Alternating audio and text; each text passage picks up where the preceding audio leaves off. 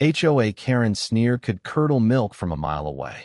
She stood on her pristine lawn, a self-appointed queen of suburbia, ready to wage war over a mailbox painted the wrong shade of beige. The cul-de-sac of Willow Grove was a battlefield of petty grievances, and Karen Gwynn, known to all as HOA Karen, was its unchallenged warlord. At 300 pounds, her presence was as imposing as her attitude, her floral muumuus billowing like battle flags. She ruled the Homeowners Association with an iron fist, her bi-weekly newsletters dripping with passive-aggressive reminders about grass height and garbage can placement. To her, the neighborhood was her kingdom, and every resident a peasant to be disciplined. But today, her reign was about to hit a flaming, illegal snag. It started with a fine notice. Ethan Carter, a lanky mechanic who'd moved into 142 Willow Grove 6 months ago, had received his third HOA violation in as many weeks. This time, it was for a non-compliant birdhouse he'd built for his daughter, Lily. The notice, printed on crisp HOA letterhead, demanded $200 for the aesthetic disruption caused by the birdhouse's bright blue paint. Ethan, already drowning in repair shop bills, saw red.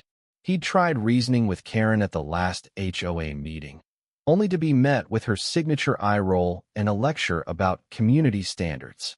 So he taped the notice to her mailbox, scrawled with a Sharpie. "Fix your own heart before you fix my birdhouse." Karen didn't take kindly to rebellion. That evening, as the sun dipped below the horizon, she waddled out to her front yard, the notice clutched in her meaty fist. Ethan watched from his porch, Lily at his side, her phone already recording. Across the street, Mrs. Delgado, a retired librarian with a penchant for gossip, peered through her blinds. The air crackled with anticipation, like the moment before a storm breaks. "You think you can mock me?" Karen bellowed, her voice carrying like a foghorn. She held up the notice, waving it like a matador's cape. "This is my neighborhood, and I make the rules." With a theatrical flourish, she pulled a lighter from her pursy, a garish pink thing with rhinestone studs, and flicked it to life. The flame danced as she held it to the corner of the notice. The paper caught, curling and blackening as she dropped it into a metal trash can by her driveway. Orange flames leaped, casting shadows across her triumphant smirk. Ethan's jaw dropped. "Are you insane?" he shouted, stepping off his porch. "That's a legal document." Lily's camera stayed trained on Karen, capturing every second of her defiance. Mrs. Delgado's blind snapped shut, but her phone was already dialing 911. Karen, oblivious to the gathering storm, laughed a sharp, grating sound that echoed down the street. "Legal? You're lucky I don't fine you for breathing wrong, Carter." The fire in the trash can grew, licking at the edges of the metal. Karen's eyes gleamed with satisfaction, as if she'd just vanquished a dragon. But her victory was short-lived. The wail of a siren cut through the evening, and a police cruiser rolled into the cul-de-sac, its lights painting the houses red and blue. Officer Ramirez, a no-nonsense cop with a buzz cut and a permanent frown, stepped out, his boots heavy on the pavement. "Ma'am," he said, voice calm but firm, "step away from the can." Karen's smirk faltered, but she puffed out her chest, undeterred. "This is my property, officer. I'm handling a nuisance."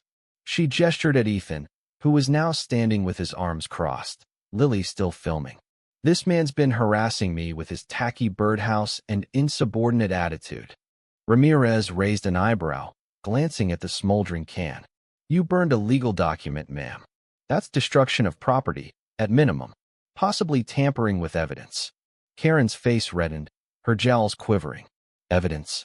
It's just a stupid fine notice. I'm the HOA president. I have authority." Ethan couldn't help it. A bitter laugh escaped him. "Authority to commit a crime? Real classy, Karen." Lily zoomed in, catching the beads of sweat on Karen's forehead. Mrs. Delgado, now on her porch, called out, "I saw everything, officer. She's been terrorizing us for years." The neighborhood, it seemed, had finally found its voice. Ramirez stepped closer, peering into the can where the notice was now ash. "Ma'am, I need you to turn around and place your hands behind your back." Karen's eyes widened, her voice rising to a screech. "Arrest me? For this? Do you know who I am?" Ramirez didn't flinch. "I know you're under arrest for destroying legal documents. Let's not make this harder than it needs to be." The handcuffs clicked, and Karen's protests grew shrill, echoing through the cul-de-sac. "This is outrageous. I'll sue you all. I'm the victim here." But the neighbors, now gathering at their windows and porches, weren't buying it. Years of her tyranny, fines for untrimmed hedges, snide comments at block parties, threats to tow cars parked an inch too far had eroded any sympathy. Lily's video, already uploaded to the neighborhood group chat, was racking up views. As Ramirez led Karen to the cruiser, Ethan felt a pang of something unexpected: pity. Not for Karen's arrest, she dug her own grave, but for the emptiness that drove her to wield power like a club. She'd built her identity on control, on making others feel small, and now it was crumbling. "You could have just talked to me," he said quietly, almost to himself.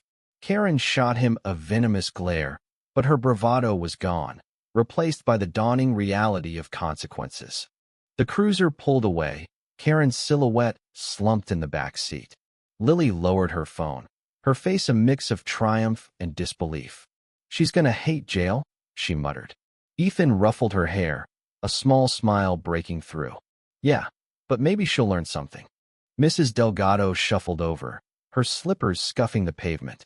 "About time someone stood up to her," she said, her voice thick with satisfaction. "That woman's been a plague since she moved in." Ethan nodded, but his mind was elsewhere. The birdhouse, still perched in his yard, seemed to glow under the street lights, a tiny rebellion against Karen's reign. The next morning, the neighborhood buzzed with gossip. Karen's arrest was the talk of Willow Grove, her mugshot plastered across local news sites. The HOA board, scrambling to distance itself, issued a statement promising reform. Ethan didn't care much for their promises. He'd already repainted the birdhouse a brighter blue, just to spite her. Lily, meanwhile, was editing her video into a montage, complete with dramatic music and captions calling Karen the tyrant of Willow Grove. Weeks later, at the HOA's emergency meeting, Karen's absence was a palpable relief. A new president was elected, a quiet accountant who promised transparency and fairness. The fines stopped, the newsletters softened, and the cul-de-sac felt lighter, like a storm had passed. Ethan heard Karen had posted bail, but was facing charges that could land her community servicer worse if the judge wasn't feeling lenient. Her house, once a fortress of control, now sat quiet, its curtains drawn. Sometimes, Ethan wondered if Karen would ever change. Maybe the arrest would shake her, make her see the damage she'd done. Or maybe she'd double down, blaming everyone but herself. Either way, Willow Grove was moving on. The birdhouse stayed, a symbol of defiance, and every chirp from it felt like a small victory. As the sun set on the cul-de-sac, Ethan sat on his porch with Lily, watching fireflies blink in the dusk. They didn't talk about Karen, didn't need to. The neighborhood was theirs again, and that was enough.